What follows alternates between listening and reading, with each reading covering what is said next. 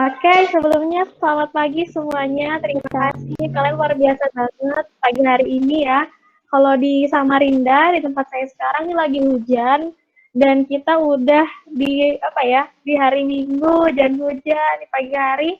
Justru kita malah mengisi dengan kegiatan yang insya Allah bermanfaat. Kalian patut diacungi jempol, apresiasi diri kalian sendiri karena kalau bukan yang memudahkan kita ini Allah, siapa lagi gitu ya.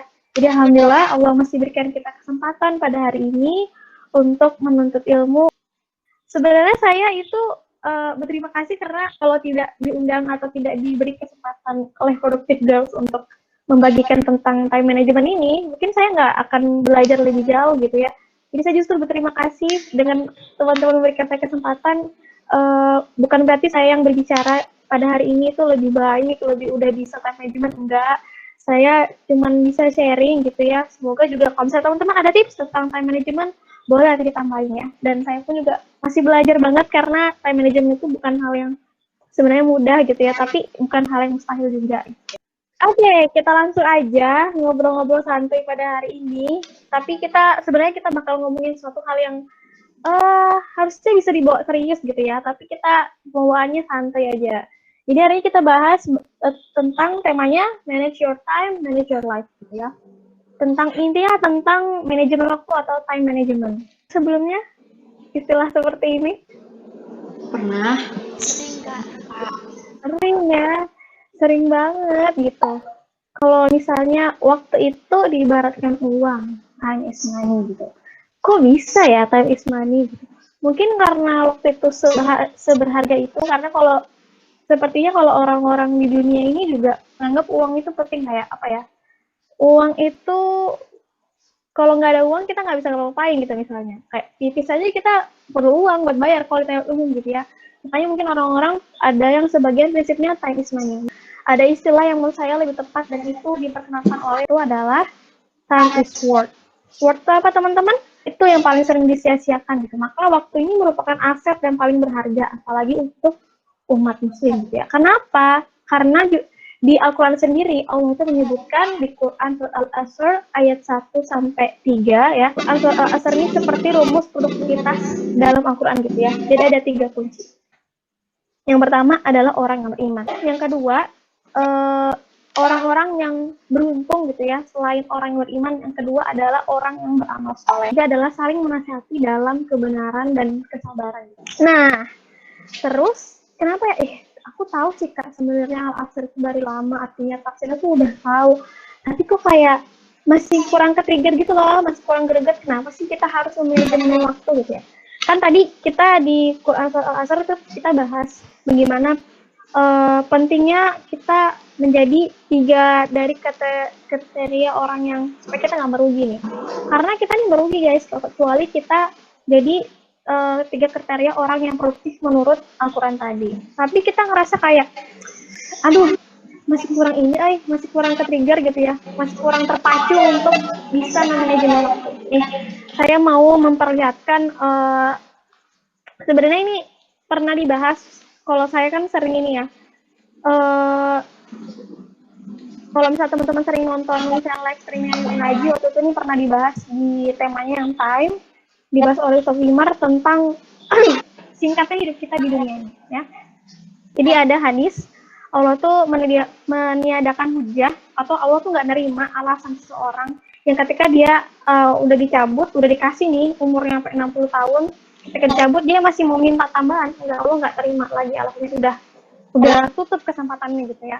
Jadi di hadis ini yang perlu highlight adalah umat Rasulullah itu diperkirakan umurnya sekitar 60 tahun gitu ya. Jarang ada yang melewati itu, 60 sampai 70 tahun. Oke, baik. Jadi saya akan ngasih sebuah kita hitung-hitungan lah supaya kita tuh ngerti kalau emang dunia itu tuh singkat banget guys. Kayak kalau kata Rasulullah kayak di dalam hadisnya, manusia itu di dunia itu kayak musafir gitu ya, traveler lah ibarat. Kita itu di dunia itu cuma mampir sebentar banget ya. Namanya mampir ya, kalau kita mampir di warung kan nggak mungkin di warung kita buat rumah, pasang tenda gitu.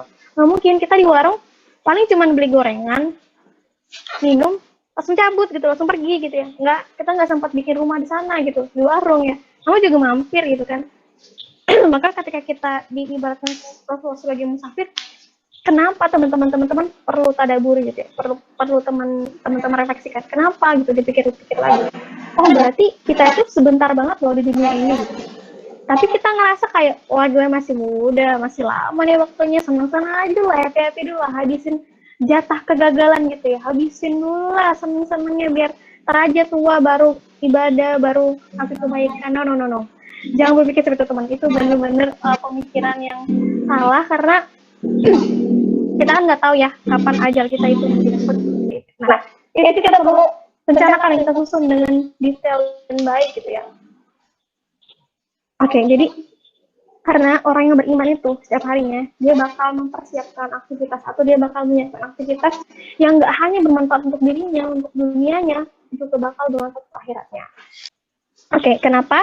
Karena di Quran Al-Hasr ayat 18 ya, di sini Allah berfirman, ini yang perlu di-highlight yang garis yang warna merah, karena wahai orang-orang yang beriman, bertakwalah kepada Allah dan hendaklah setiap orang memperhatikan apa yang telah diperbuatnya untuk hari esok atau akhirat.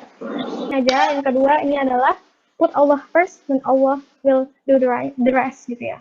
Maksudnya ketika kita put Allah first gitu ya, kita jadikan Allah tuh yang number one gitu ya. Allah dulu, Allah lagi, Allah terus gitu ya.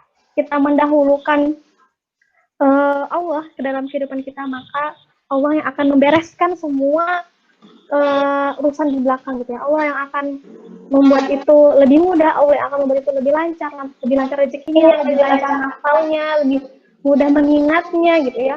Nah, kalau misalnya kita taruh Allah jadi prioritas pertama kita, maka nanti Allah yang akan bereskan ke belakang-belakangnya. Di dalam salah satu ayat yang terpanjang ya, dalam Al-Baqarah itu yang habis satu halaman itu, di ayat 282, di bagian akhir gitu, Allah itu bilang, makalah bertakwalah kepada Allah dan bertakwalah kepada Allah gitu, maka Allah akan memberikan pengajaran kepada kamu dan Allah Maha mengetahui segala. Oke, lanjut ke poin ketiga, yaitu ini tadi life management ya. Yang ketiga adalah find your passion and be an expert gitu ya. Ada 4 langkah time management gitu ya. Ini yang teknis banget, teman-teman bisa catat gitu ya. Nah, selanjutnya setelah kita udah buat time block, kita udah tahu nih, misalnya seminggu kita tuh ngapain apa aja, waktunya berapa lama, udah tahu. Dan yang ketiga ya adalah membentuk sebuah rutinitas pagi. Jadi keempat, kita perlu meluangkan waktu buat senang-senang juga, enggak malah nggak ngapa-ngapain, lay-lay, mager-mageran. Saya tuh senangnya kalau tidur, kasih senangnya kalau di kasur. No. Itu bakalan bikin kalian justru lemes, kayak nanti malah jadi kayak aduh begitu ya. Jangan, justru isi dengan kegiatan yang bermanfaat gitu ya, dan itu menyenangkan ya. Lihat sedikit lagi waktu saya, tips manajemen waktu yang, karena kunci manajemen waktu yang sukses adalah motivasi yang kuat dalam mengatur waktu. Istiqomah gitu ya. So, semoga Allah mudahkan sedang kita dalam kebaikan. Mungkin itu saja yang bisa saya sampaikan ya. Mohon maaf apabila saya makan waktu lebih gitu, atau penjelasannya kurang ngena gitu ya. Tapi semoga apa yang saya sampaikan bisa menjadi bermanfaat buat kita, buat diri saya dan teman-teman semua. Oke, terima kasih banyak. Wassalamualaikum warahmatullahi wabarakatuh. Saya serahkan kembali kepada Ufin Yuliana selaku moderator pada hari ini. Waalaikumsalam warahmatullahi wabarakatuh.